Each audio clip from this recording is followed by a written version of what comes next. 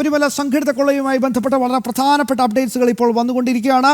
തിരുവാഭരണ മുൻ commissioner KS ബൈജുവിന്റെ remand കാലാവധി നീട്ടിയിട്ടുണ്ട്. 14 ദിവസത്തേക്കാണ് വീണ്ടും റിമാൻഡ് ചെയ്തത്.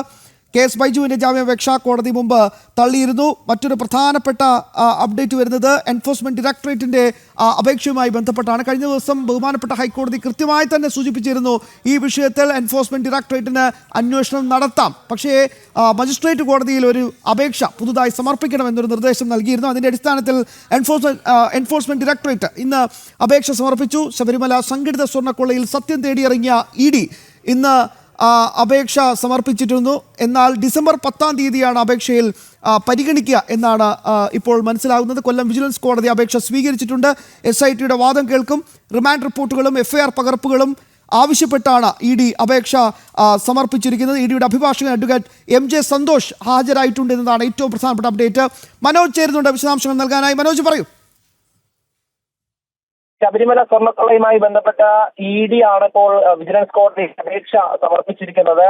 കള്ളപ്പണ ഇടപാടുകൾ അതോടൊപ്പം തന്നെ വിദേശത്തേക്ക് പണം കടത്തിയിട്ടുണ്ടോ എന്നുള്ളതൊക്കെ തന്നെ അന്വേഷിക്കുവാൻ വേണ്ടിയിട്ടാണ് EDയുടെ ഈ ഒരു അന്വേഷണത്തിനായി ഹൈക്കോടതി തന്നെ അനുമതി നൽകിയിട്ടുള്ളത്. അതായത് മറ്റ് തടസ്സങ്ങളൊന്നും ഇല്ല എന്ന് ദേവസ്വം ബെഞ്ച് തന്നെ അറിയിച്ചതിന് പിന്നാലെയാണ് EDയുടെ നീക്കം. എന്തായാലും ED അഭിഭാഷകനായിട്ടുള്ള MJ സന്തോഷ് ഇന്ന് കോടതിയിൽ ഹാജരാക്കി ഈ അപേക്ഷ സമർപ്പിച്ചിട്ടുണ്ട്. അപേക്ഷ കോടതി സ്വീകരിച്ചു. തുടർന്ന് 10-ാം തീയതിയിലേക്ക് മാറ്റിയിട്ടുണ്ട് അപേക്ഷ പരിഗണിക്കുന്നത്. ഈ SITയുടെ വാദം കൂടെ കേൾക്കുമെന്നാണ് അറിയിച്ചിട്ടുള്ളത്. എന്തായാലും അടുത്ത ഘട്ടത്തിലേക്ക് ഈ ഒരു അന്വേഷണം കടക്കുകയാണ്. അതിൽ ED ആണ് ഇപ്പോൾ ഈ അന്വേഷണ രംഗത്തുള്ളത്. എന്തായാലും ഈ അപേക്ഷ സമർപ്പിച്ചിരിക്കുന്നത് ഈ കേസുമായി 2 കേസുകളിലും നടന്നിട്ടുള്ള ഈ റിമാൻഡ് റിപ്പോർട്ടുകളും അതോടൊപ്പം തന്നെ FIR പകർപ്പും ഉൾപ്പെടെ ആവശ്യപ്പെട്ടുകൊണ്ടാണ്. എന്തായാലും ഇതിനെ തുടർന്നുള്ള അന്വേഷണത്തിന് ED കൂടെ വരുമ്പോൾ ഈ കുരുക്ക് കൂടുതൽ മുറുകാനാണ് സാധ്യത. കാരണം ഉന്നതരിലേക്ക് അടക്കം അന്വേഷണം എത്തേണ്ടതുണ്ട്. ഈ ഒരു സമയപരിധിയിൽ, അതായത് നിലവിൽ ഏറെ സമയം ഇവർക്കൊക്കെ കിട്ടിയിട്ടുണ്ട് എന്നുള്ളതാണ്. SIT അന്വേഷണം തുടർന്നാലും ഏറ്റവും ഒടുവിലാണ് പത്മകുമാർ അടക്കം അറസ്റ്റിലായത്. അതിനുശേഷം ഇതുവരെയും ഒരു അറസ്റ്റും രേഖപ്പെടുത്തിയിട്ടില്ല എന്നുള്ളതാണ്. എന്തായാലും നിർണായകമായിട്ടുള്ള ഈ ഒരു ഘട്ടത്തിലാണ് ED കൂടെ എത്തുന്നത്. അതോടൊപ്പം തന്നെ ഈ അറസ്റ്റിലായിരുന്ന റിമാൻഡ് കാലാവധിയിലായിരുന്ന മുൻ തിരുവാഭരണം കമ്മീഷണറായിരുന്ന KS ബൈജുവിനെ കോടതിയിൽ ഹാജരാക്കി വീണ്ടും റിമാൻഡ് കാലാവധി നീട്ടിയിട്ടുണ്ട്. 14 ദിവസത്തേക്കാണ് വീണ്ടും റിമാൻഡ് ചെയ്തത്. അതോടൊപ്പം തന്നെ ഈ പ്രതികളൊക്കെയും ജാമ്യാപേക്ഷ വിജിലൻസ് കോടതിയിൽ നേരത്തെ സമർപ്പിച്ചിട്ടുണ്ടായിരുന്നു. അതൊക്കെ തള്ളിയിട്ടുണ്ടായിരുന്നു. പത്മകുമാറിന്റെ, അതായത് മുൻ ദേവസ്വം പ്രസിഡന്റ് കൂടിയായിട്ടുള്ള പത്മകുമാറിന്റെ ജാമ്യാപേക്ഷയിൽ 8-ാം തീയതിയാണ് വിധി പറയുക. എന്തായാലും ജാമ്യം ലഭിക്കുവാൻ സാധ്യത വളരെ കുറവ് എന്ന് തന്നെയാണ് മനസ്സിലാക്കുന്നത്. അതോടൊപ്പം തന്നെ വാസുവിനെ അടക്കം ഈ 8-ാം തീയതി, അതായത് വരുന്ന തിങ്കളാഴ്ച ഈ കോടതിയിൽ ഹാജരാക്കുമെന്നുള്ളതാണ് അറിയുന്നത്. മറ്റൊരു പ്രധാനപ്പെട്ട കാര്യം, ഈ 2 കേസുകളിലും ഇപ്പോൾ പത്മകുമാർ പ്രതിയാണ്. അതുകൊണ്ട് തന്നെ 2ാമത്തെ കേസിൽ, അതായത് ഈ ദ്വാരപാലക ശില്പങ്ങളുടെ പാളികളുടെ കേസിൽ പത്മകുമാറിനെ പ്രത്യേക അന്വേഷണ സംഘം കസ്റ്റഡിയിൽ വാങ്ങാനും സാധ്യതയുണ്ട്. തിങ്കളാഴ്ചയോടുകൂടെ അതിന്റെ നടപടിക്രമങ്ങളിലേക്ക് ഒരു ദിവസത്തെ കസ്റ്റഡിയിലാകും വാങ്ങി ചോദ്യം ചെയ്യുക. എന്തായാലും പത്മകുമാറിൽ നിന്നും വാസുവിൽ നിന്നുമൊക്കെ ലഭിച്ചിട്ടുള്ള മൊഴിയുടെ അടിസ്ഥാനത്തിൽ അന്വേഷണ സംഘം ഇപ്പോഴും അന്വേഷണം തുടരുകയാണ്. പക്ഷേ രാഷ്ട്രീയ നേതൃത്വത്തിലേക്ക് അല്ലെങ്കിൽ ഈ ദേവസ്വം വകുപ്പിലേക്ക് ഇതുവരെ മറ്റ് നടപടികളിലേക്ക് കടന്നിട്ടില്ല എന്നുള്ളതാണ്. എന്തായാലും EDയുടെ വരവോടുകൂടി തന്നെ ഈ ഉന്നതരിലേക്ക് അടക്കം അന്വേഷണം എത്തുമെന്നുള്ള പ്രതീക്ഷയിലാണ്. നേരത്തെ ഞാൻ സൂചിപ്പിച്ചിരുന്നു, ഹൈക്കോടതി അനുമതി നൽകുന്നത് ഈ കള്ളപ്പണ ഇടപാടുകൾ, അതായത് ഈ ഒരു കേസിൽ നടന്നിട്ടുണ്ടോ എന്നത് അന്വേഷിക്കുക തന്നെയാണ്. അത്തരത്തിലുള്ള ഇടപാടുകൾ ഇതിന് പിന്നിലുണ്ടോ, അതോടൊപ്പം വിദേശത്തേക്ക് പണം കടത്തിയിട്ടുണ്ടോ എന്നുള്ളത് ഉൾപ്പെടെ അന്വേഷിക്കും. എന്തായാലും ആ പരിധിയിൽ കൂടെ വരുന്നതാണ് ഇനിയുള്ള അന്വേഷണം.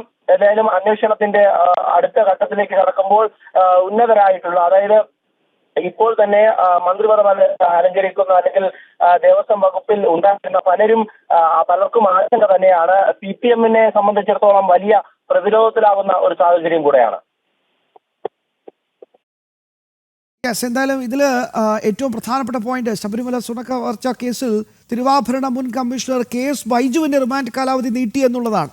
ബൈജുവിന് ഒരുപാട് രഹസ്യങ്ങൾ അറിയാവുന്ന ഒരാളാണ്. ഈ സംഘടിത കൊള്ളയിൽ നിർണായക പങ്ക് കൃത്യമായി തന്നെ ആരോപിക്കപ്പെടുന്ന ഒരു വ്യക്തി കൂടിയാണ്.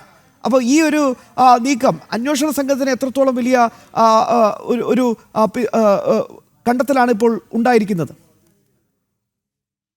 തിരുവാഭരണം കമ്മീഷണറായിരുന്ന KS ബൈജുവിനെ സംബന്ധിച്ചിടത്തോളം 2 കേസുകളിലും പ്രതിയാണ്. ഒരു ഉദ്യോഗസ്ഥൻ എന്നുള്ള നിലയിൽ KS ബൈജുവിന്റെ അസാന്നിധ്യം, അതായത് ഈ കട്ടിടപ്പാടിയുടെ കേസിലായാലും അതോടൊപ്പം തന്നെ ഈ ഗോരപാലക ശില്പങ്ങളുടെ കേസിലായാലും ഈ മഹസറിൽ ഒപ്പിടും, അതോടൊപ്പം തന്നെ അസാന്നിധ്യവും ഇവരെ സഹായിക്കുവാൻ വേണ്ടിയുള്ളതായിരുന്നു എന്നുള്ളത് കണ്ടെത്തലാണ്. അതോടൊപ്പം തന്നെ ഒരു ഉദ്യോഗസ്ഥൻ എന്നുള്ള നിലയിൽ കൃത്യമായും തന്റെ ഔദ്യോഗിക കൃത്യം അത് നിർവഹിച്ചില്ല എന്നും കണ്ടെത്തലുണ്ട്. ഇതിന്റെ അടിസ്ഥാനത്തിൽ വലിയൊരു ഗൂഢാലോചന ഇതിന് പിന്നിൽ നടന്നിരിക്കുന്നു. അതോടുകൂടി തന്നെയാണ് ഈ കൊള്ളയും നടന്നിരിക്കുന്നത്. അതിൽ നിർണായകമായിട്ടുള്ള വിവരങ്ങൾ ലഭിച്ചതിന്റെ അടിസ്ഥാനത്തിലാണ് KS ബൈജുവിനെ അന്വേഷണ സംഘം അറസ്റ്റ് ചെയ്യുന്നത്. എന്തായാലും ആ ഘട്ടത്തിൽ KS ബൈജു ജാമ്യാപേക്ഷ ഉൾപ്പെടെ സമർപ്പിച്ചിരുന്നു. തനിക്ക് പങ്കില്ല എന്ന് കാട്ടി. പക്ഷേ കൃത്യമായും KS ബൈജു ഈ ശബരിമലയിലുള്ള ഈ 2 സംഭവം നടന്നപ്പോഴും അവിടെ KS ബൈജുവിന്റെ ഇടപെടൽ അന്വേഷണ സംഘത്തിന് വ്യക്തമാണ്. അതുകൊണ്ട് തന്നെയാണ് വീണ്ടും ഈ ജാമ്യം അനുവദിക്കരുത് എന്നുള്ള കാര്യം പ്രോസിക്യൂഷന്റെ വാദം ഉയർന്നത്. അതോടൊപ്പം തന്നെ വീണ്ടും ഇപ്പോൾ റിമാൻഡ് കാലാവധി നീട്ടി നൽകിയിരിക്കുന്നത്. ഈ വിഷയത്തിൽ മുഖ്യമന്ത്രിയുടെ പ്രതികരണം അല്പസമയം മുമ്പാണ് ഉണ്ടായിരുന്നത്. മുഖ്യമന്ത്രി പ്രതികരിച്ചിരിക്കുന്നത് അന്വേഷണത്തിലൊക്കെ വലിയ തൃപ്തിയുണ്ട്, എല്ലാവരും കാത്തിരുന്ന് കാണാം എവിടെ എത്തുമെന്ന്. എന്തായാലും അന്വേഷണം നടക്കട്ടെ, കോടതിയുടെ പരിഗണനയിലുള്ള ഒരു വിഷയത്തിൽ ഞാൻ എന്ത് പറയാനാണ് എന്നാണ് അല്പസമയം മുമ്പ് മുഖ്യമന്ത്രി എറണാകുളത്ത് മാധ്യമങ്ങളുമായി സംവദിക്കവേ പറഞ്ഞത്.